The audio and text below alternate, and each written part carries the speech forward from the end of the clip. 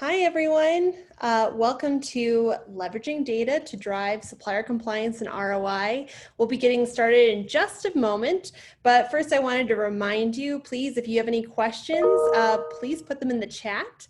And our panelists today, James and Kevin, will be happy to answer those at the end. Additionally, we'd love for you to participate in the polls that you'll find on the poll tab right next to the chat tab. This will let you kind of interact a little more and see some unique insights into the other attendees. So after the session, we'd really appreciate if you could take the survey you'll find at the bottom left hand of your screen. We'll also send you a little reminder. Those scores really help us improve our content, and we'll also be selecting 3 random winners to win a $50 gift card. So the more surveys you fill out, the more chances you have to win. And lastly, today I'd like to introduce our speakers. James Chu is a Senior Manager of Supply Quality Assurance for John B. Sanfilippo and Son, sorry about that. And Kevin is an account executive here with Trace Gains. And without further ado, I'm going to pass it on over to James, and we'll get started. Awesome. So thanks for the introduction, Helen. Welcome to the session, Leveraging Data to Drive Supplier Compliance. Yes, I am the Supplier Quality Manager at John B. Sanfilippo and Son. And just a little background for us, we're a growing leader in the snack food industry and known internationally for Fisher and Orchard Valley Harvest brand names. We process, package, and market a wide variety of nut and snack products. So today, the agenda that we have for today is I wanted to outline the challenge. The challenge that we talked is how do we drive supplier compliance and quality in our supply base? How do we identify great, good, and adequate suppliers? And how do we actually improve to get better? We will also look at criteria determination. As a team, we had to figure out, basically how do we want to rate our suppliers? What's the standard? What's important to us and our business as well too, and how do we incorporate that in? You will see next, you'll see our actual final scorecard, the final quality scorecard that we created. We'll see the initial results that we had, like when we first actually plugged it in, and then also take a look at it 1 year later so you can actually see the difference that it actually made. After that, we'll look at 3 different case examples about how we leveraged our supplier scorecard during quality reviews and the results that came out of it. And then finally, there's always room for improvement in everything that we do. So I wanted to outline how did this change, things that we did. How do we, does it change how we qualify future suppliers or what we look for and little tidbits that we learned along the way. So first, like I said, we want to outline the challenge that we are down for. So we had to find an objective way to rate the quality of our suppliers. If you imagine each of our suppliers as being like a race car, they have all good things going for them and, and some not so good. But the final goal is to be the best for our business needs. Developing this scorecard would provide us an objective evidence on where they start from. Initially, we want to be able to figure out which one of our suppliers were great. They're responsible, reliable, and contribute to our partnership. Which ones are simply just good, they're very sustainable and steady. Which ones are adequate, they do just enough to complete the bare minimum of what we need. And then of course, there's always the parts that needs improvements. They complete less than the minimum, and for whatever reason, sometimes they kind of sneak by.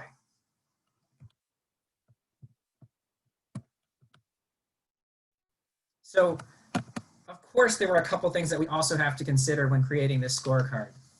And so some of the things that we wanted to consider were the following. It has to be easy to understand. We certainly wanted to make sure that there was not confusion. And there's also the thought that this could actually be automated and sent out to our supplier. So we definitely wanted it to be easy to understand, and we don't want them to interpret something incorrectly. We also want it to reflect key components that are important to our qualification and food safety processes. We also want to identify, we were using it to help identify areas for improvement. So if a supplier were to approach us and say, how can we do better? We actually have some data behind it that says, here's the problem that we have, or here's where you can improve the most.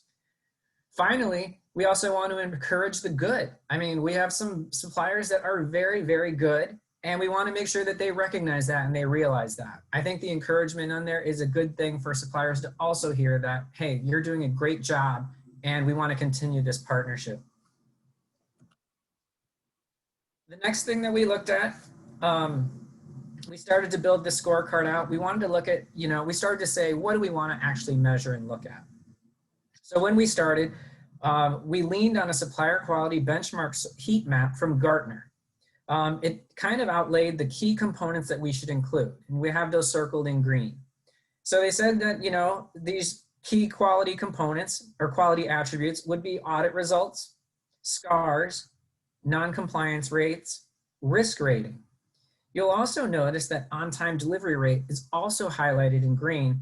However, from an overall supplier standpoint, that data point is actually captured in our logistics part, not quality. Initially, we also considered all the following items as well. GFSI and audit ratings. We want to prioritize suppliers that are audited against GFSI standards. We also looked at corrective action reports. We classified them into two different categories.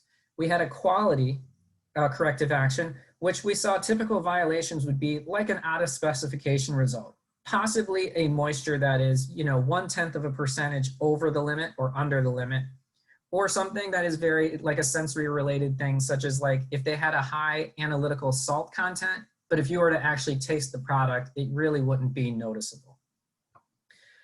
We also had food safety corrective actions. These are more critical to us. This would be like a violation of a supply chain control or a validation that missed operating parameters and we were able to call it out.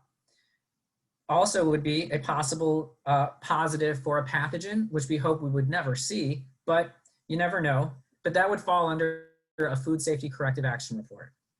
We also looked at documentation, responsiveness, and completion.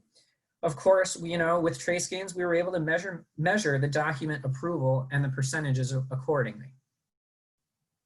We also thought about C of A reading into trace gains and provided prior to the lot arrival. This became very important to us because manual inputs of these C of A's delays the receiving of the item. And oftentimes we try to review these items prior to arrival. So if there are any concerns that come up, we can put in contingency plans, such as if we needed to do additional sampling, we would be able to plan for that when the item actually came in. If the worst case scenario clearly would be that review and possibly refusal of the items. Other things out there, issue closure and response timing. So of course, when you issue a corrective action, the response of when you actually get your responses back. And then also the trace gains network connection. As I'm sure we've been hearing a lot, the document flow is one of the key things that we wanted to key in on. So we brought all these things over to trace gains and we asked them, can you help us capture all these things for us? So after much discussion, yes, they found out, yes, they can. So our scorecard, we divided it up into 3 different sections. We have a quality section where we looked at item level documentation completion percentage. One of the important things to us was item freshness. We were asking our suppliers to provide us greater than 50% shelf life remaining at the time of receipt. We were able to leverage our supplier management module by having it also calculate the percentage of C of A's that the supplier provided that came in within specification. Lastly, for the quality part, we looked to see if there were any quality-related corrective action reports that were opened against the supplier item or site. The next section that we created was a food safety section. This section looked at supplier documentation that is completed with attention specifically to the supply chain validation when necessary. It looks for food safety-related corrective action reports that have been opened, and also the item questionnaire And also we look at the audit and to see if it's a GFSI scheme and they also received a score of a grade B or better. Lastly, we actually looked at some commercial documents. These were documents to us such as letter of guarantees, insurance forms. We also wanted to stress reading of C of As that automatically get scanned into our system. As mentioned before, this increases our efficiency in the review as well as receiving the item. So our final scorecard, again, we wanted to make it easy to understand and interpret, so we assigned point levels to each session or each section. The quality section had a total of 40 possible points, followed by food safety with 45, and our commercial section with 15. This gave a total of 100 points, and then we divided our supplier ratings up by grade, which we had a 90 to 100 points. We have a good rating, which is 80 to 89, and we have an adequate rating, which is 70 to 79. And then of course, we also were able to identify the supplier base that was less than 70 and where we could see improvement, we would want to improve their responses. So now, as you can see, we have a lot of the criteria set and we can let the race begin. We want our supplier scorecards to start driving the competition between our suppliers to see who wants to be number one. So now that our scorecards were done, we're able to line up all of our current suppliers against our criteria. And this is kind of what we looked at when we first released these in April of 2019. A couple key takeaways that we have from a lot of this data. We noticed that 60% of our suppliers were a C or B rated in the rated group. And also our top end, our A ranked suppliers were nearly identical to the below, the below average or our below adequate suppliers. Roughly it was 20% or 1 in 5. So from looking at the data, we determined that the greatest opportunity was to look at the low end and work with our supply base to help keep us more compliant. So after our first year of implementation, you can actually see the dispersion of the scores that we've seen. Clearly, we have seen great improvement. Our A-level suppliers have increased by almost over 13%, and that includes almost a third of our entire supply base rates at in the highest rating that you can possibly get. The middle of a pack, the B and C rated suppliers, they stayed roughly even, but the big key was, as we mentioned before, lower performing suppliers have practically been cut in half. We were approaching approximately 20% prior to the scorecard implementation, and now we're at 8.8% of our suppliers now. Other trends that we have observed, since a lot of suppliers recognize now that we're looking at certain things and we've established criteria, they are more active in actually improving their effort to make a higher score. Our new supplier selection is also getting better at picking out top suppliers, and most remediation efforts have been successful. However, some factors, such as volume demand, impact a supplier's effort towards us. So now that you see the successes that we've had, let's take a look at some of the cases where the supplier scorecard has actually helped us. So the first case we wanted to look at has to do with chocolate. We had scorecards identified a low-performing chocolate supplier in our supply base. We had documented issues of out-of-specification results on several different occasions. Usually these were for total fat or viscosity, and we considered them quality related. Various supplier and item document information was missing in TraceGains.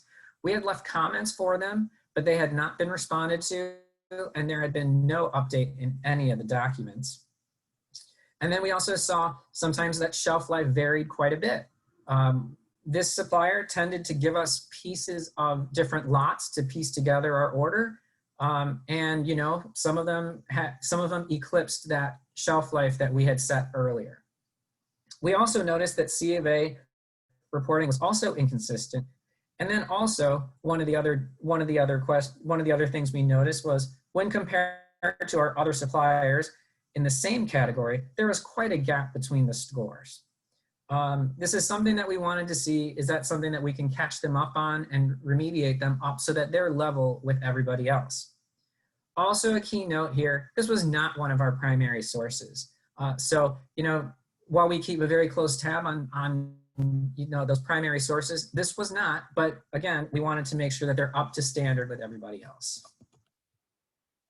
So we actually had scheduled a meeting, an in-person meeting with this supplier and discussed the scorecard with them. And so they could see where the areas that were important to us and where the areas of improvement were.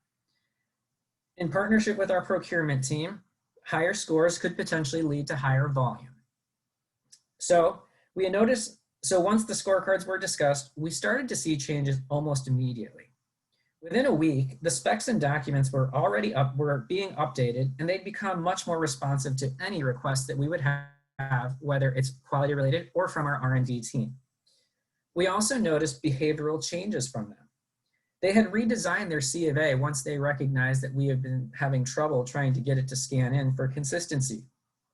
The shelf life that was noted on the supplier scorecard also resulted in typically we had been getting pieces, and now we're getting one entire lot of product that was usually made fairly recently. So a lot of the actions put them back on par with a lot of our current suppliers. Nearly all of our chocolate suppliers have scores in the 90s now, and it's become a very tight race between them. The scorecard was able to help us identify a low performer and get them right back in line with the others. Chocolate is a very highly competitive industry, and sometimes these small details can spell the difference between one over the other. The next case we wanted to look at has to do with our spices and seasonings. We use many different types of spices and seasonings in our products, something as simple as salt to something more complicated such as garlic chives for our new chickpea chips and everything else in between. We have lots of vendors and varying degrees. Some of our suppliers were incredibly responsive and others not so much. The scorecards were a way to objectively look at historical performance from the data and provide a picture of how they compare to each other. The question really then comes down, provided that there is no specialty involved, when developing something new, do we have a preference of using one supplier, A, B, or C, over the other? So we were able to line them all up, and we were able to see some of them were a little bit ahead of the others. In sharing these scorecards, we were able to identify the highest performers and the lowest performers and the gaps in between. This helps give our development and procurement teams a directional advantage of where the best items can be sourced from, as well as the partnership that we have with them. It was able to enhance our partnership with them. Every supplier wants to get the highest score possible. This motivated most to provide the responses and become more attentive to our needs. This also provided insight to partnerships that we can lean on should we be in a pinch and need something at a little bit more of a faster rate than we typically give them. It also identified some bad actors. Some suppliers were a bit behind in the race, as you can see, and what they needed to do to catch up to the pack. Many of them, once they recognized that we were watching, were willing to work towards completing the most they could and be the most competitive as they could. Overall, the scorecards were able to help us enhance compliance and responsiveness and partnerships that we've had, which in turn gives us the best possible product for all of our customers and consumers. The last case that we'll discuss that I want to bring to your attention is it also uncovered a scorecard for apricots. Few records for this supplier, few records were updated on time, and many had expired and were never refreshed if they were even received at all. We had received inconsistent C of A's. Some of them would come in and have all the testing we would require, and other times it would not. There were also times where we had noticed that sometimes there was handwritten information on them. So sometimes it seemed like it was a little bit hard to believe as well too. Records also showed that some of the product was received within 30 days of the end of shelf life. So another kind of flag that popped up. Once this information was communicated out, The supplier had agreed to provide better documentation and support, and then also came up with a timeline of when we should start to see that improvement, since some of our orders had been processed already and could not be stopped. Unfortunately, some suppliers do crash out. The time frame had elapsed and little to no change was seen. Their scorecards stayed in the 50s, things had not been updated, and hadn't really changed all that much from our earlier discussion. That leaves us to the very last choice, the last option that we have. In partnering with procurement, we decided the best action would be to disconnect from the source and find a new supplier. Our first approach was actually to use Market Hub. Documentation was already available for evaluation, so we could already find out if it was a similar item. And if it passes, all we had to do was connect to them, and the documents would flow over for it when the connection is made. Luckily for us, the search turned up a supplier that we already had approved in our system and was already in good standing. All we needed to do was sample the item to make sure that it truly was an equivalent, and then connect to them and add the item and let the documents flow over, which we did. So in this case, our scorecards helped us pick out a bad supplier and replace it with someone that will provide us all the levels that we want. So finally, with the scorecards, we all want to win the race, and we're using these scorecards to help provide impact in so many different ways. New supplier selection has changed. In choosing new suppliers, clearly we don't want to pick suppliers that are destined to be a problem. Scorecards help us use defined criteria so that a supplier is able to maintain their score after initial qualification. As we mentioned before, low scoring suppliers, we're able to identify them and the suppliers that may need special care. This can be due to low volume or sole sourced items. We need to be able to mitigate some of these issues with them. These could be sometimes our most at-risk supplier items because of these instances, and could be product limiting in the event of things like a natural disaster, or as we're experiencing, or a pandemic going on right now. We also use scorecards for continued remediation. With real-time tracking, we're able to see who's keeping up and who isn't, and it gives us the opportunity to intervene before the gap becomes too wide and they pass an area where we no longer want to help them. So with that, I will close and I will throw it back to Trace Gaines. Hi everybody, Kevin McCaffrey here, account executive with Trace Gaines. Can everybody hear me okay? Thumbs up. Perfect. So great content. Thank you, James. Thanks for walking us through that. You know, being a service provider to the food and beverage industry for many years now, it's one thing to be able to store data in a system, and it's a completely different thing to be able to extract that information in a meaningful way so that you can make a timely business decision. And I really thought you did a great job of walking through a couple of great examples here, not only just the case studies, but being able to reduce inadequate suppliers from 20% to less than 9%. And now nearly all of your suppliers are scoring into the 90s. You know, this is a great example of using data to drive your business and to drive better, more meaningful relationships. Even if you're trying to bring up suppliers that are underperforming, when you're able to articulate and prove and show the data on what this means, then it's incredible the amount of the response that you would get. So great examples. Thank you for the great content. I just want to spend a few minutes talking a little bit about the actual tool that sits inside Trace Gaines and how we can leverage that information, again, to get a return on investment. So there's a lot of different business processes that we have talked about in the course of this week just at TGCon. And one of the common business processes that we get a lot of feedback on and we get even more increased interest is going to be on the scorecarding side. So I wanted to talk about how the scorecarding, let's see here, there we go. So how scorecarding can impact your business and jump into a couple of examples and details using the power of our platform. So what you might have seen is there is a couple of different tools that are used here at Trace Gaines that help expand and get more data The more data we can be able to collect, the more robust the scorecard we can create. So a lot of our customers start out at TraceGains with supplier management, and that's collecting some high-level information for scorecarding, such as on-time deliveries. And then we get into more robust data like James had talked about in the supplier compliance, where we're talking now about not just on-time delivery, but a lot-by-lot performance. What are some of the metrics that we're receiving? Are they meeting the specification, or are they just meeting the minimum of our specification? So I just wanted to highlight a few of the different tools that we're talking about when we're talking about this overall concept of a scorecard. Here's a quick snapshot as someone that would be looking at a dashboard for some of your suppliers.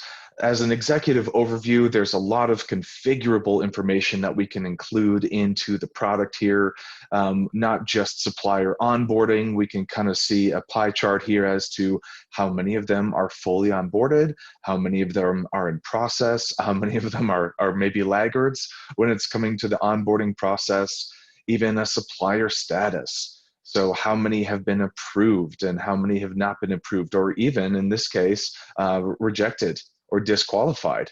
So a lot of this information, all this data, as I had mentioned before, how are we getting it out of the system in a meaningful way to make a timely business decision? So lots of data to work with here. This is just one report that we would commonly see with leveraging our scorecard information.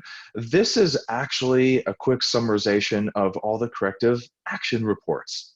And we see some color coding here on the right side column about corrective action status, so we can visually see without having to drill down into every detail which ones have been corrected, which ones are in process, and which ones are still open and ongoing. So immediately we're able to see visually some of this information, not only the quantity of corrective actions, but the current status of those as well. So that's a pretty common report that we run into. Here's another, here's another quick visual as well as a scorecard report. This is similar in concept to what James had been talking about. He had configured his own scorecard to allocate for all the different point totals, and he had broken out 100 points across a few different categories. Well, if you look at the columns here, we're talking about documents in column T. So you see some suppliers that are in red, yellow, or green, meaning that they're fully satisfied with all their compliance from a document standpoint. Then we also talk about what are the number of corrective actions that the supplier has had against them in the last 6 or 12 months. So there's a lot of different detail here that we can drive into as well. I did want to make a specific call out here, however, for those of you that did attend AJ Dolan's keynote speech earlier this morning. So some exciting news here. We do have a new standardized scorecarding. So that is something that you can access. We will have that information forthcoming, but you do now have the ability to create your own configurable scorecard, as well as just use the standardized scorecard inside of TraceGains. So lots of content here. I'm just showing a few examples of the power that this information can bring to the table to help you make better insights into your suppliers. And at this point, I think I'm going to hand it back to Helen and open up the table for any discussions or any questions that the group might have at this time. Please go ahead. Hi, everyone. So if you could please submit any questions you have in the chat. We had a couple roll in and get answered already by the fantastic TraceGains team. One we had was for James. Mark was curious, are there auto fails on your scorecards? So we don't have an auto fail, but there are some things that, in order to stress more important things than we had before, there are some things that are encapsulated. For example, we did say, like, the supply chain validation is one of those things that's called out. It's also part of the item documents as well too. So it's, if you don't have that, you kind of get double hit And so it kind of makes you not have a good score.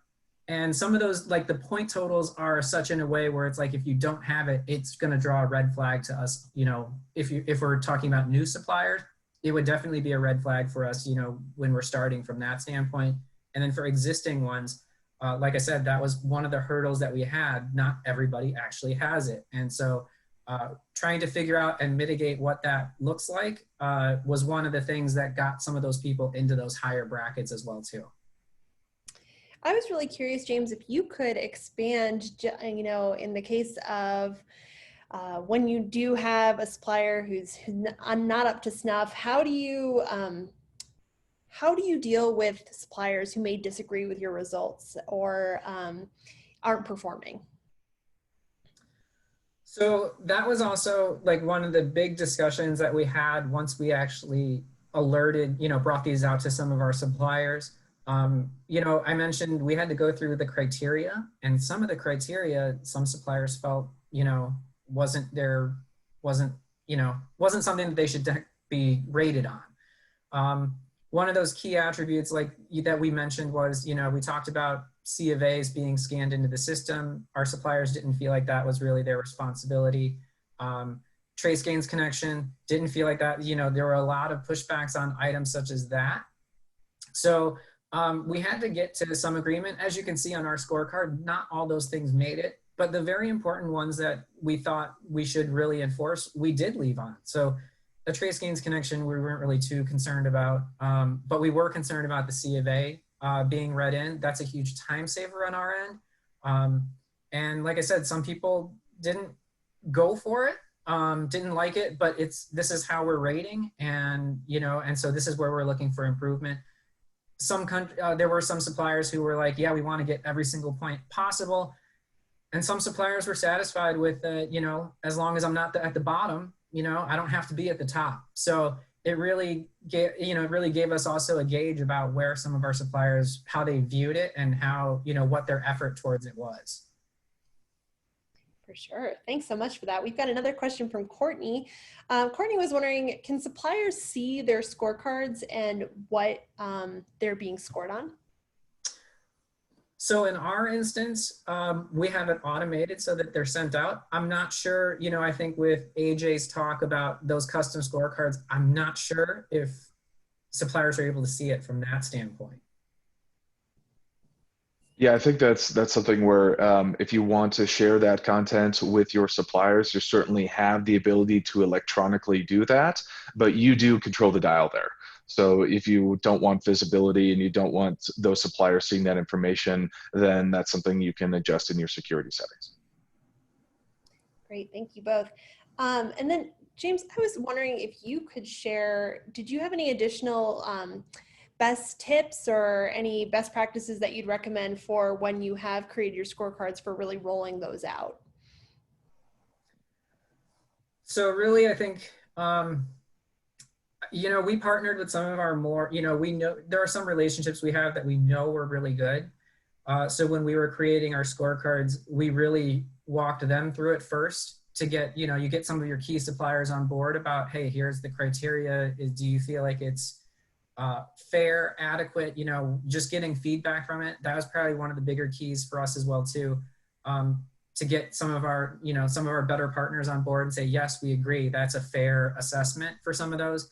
The corrective actions was one of those instances like that too, that, you know, they kind of helped us. It's like, well, you know, if we give you something that's a little off, but it's not a food safety thing, you know, technically we could get crushed on that, which, you know, like I said, that's why we kind of separated them out, because we wanted to put, you know, the more critical items, weight the more critical items as opposed to some of the things that are quality related that we can work our way through. But really partnering with some of our suppliers that we knew were good for us and getting their feedback really helped hone some of those things in for us. Thank you, James. We have another question from Lindsay.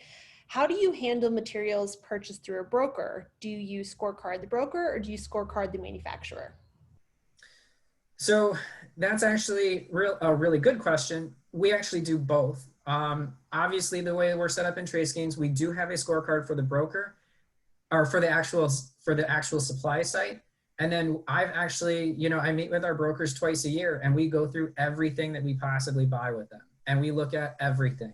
So if we buy 10 different items for them, then they're listening to me for a really long time. But yeah, we do actually have that. And then that way our brokers can also say, they also have that feedback for their suppliers about here's where we can improve. So yes, we do have that tied into our cycle, but not directly to the supplier. It is tied to the broker review. Great. I think that's all the questions we had. We really Say, want. Helen, Yeah, this is Kevin. I did see one question that I did want to chime in on, if I might. please. There was a question about a shelf life remaining upon arrival and being able to scorecard that information on a percentage basis from your suppliers. So I wanted to touch on that real quick. We do have the ability to do that. So it would require some configuration from your customer success manager. So it's not something that's available out of the box, but it can be configured. And essentially what we do is we would collect that data from your supplier and make that information required. It can then be included on the scorecard as an attribute. And then you would have the system compute the difference between that date when it arrives versus the current date and effectively showing the time remaining. So I just wanted to comment on that. There is some configuration required, but yes, we could set that up as an attribute. Great. Thanks so much for chiming in on that, Kevin. If there are no more questions, we're going to just move a little forward. I'd just like to remind you, please, we'd really appreciate you taking the survey. You'll find that on the left-hand side of your screen. And I wanted to thank you all for attending. Thank you for your amazing questions. And thank you very much to James and Kevin for your presentations.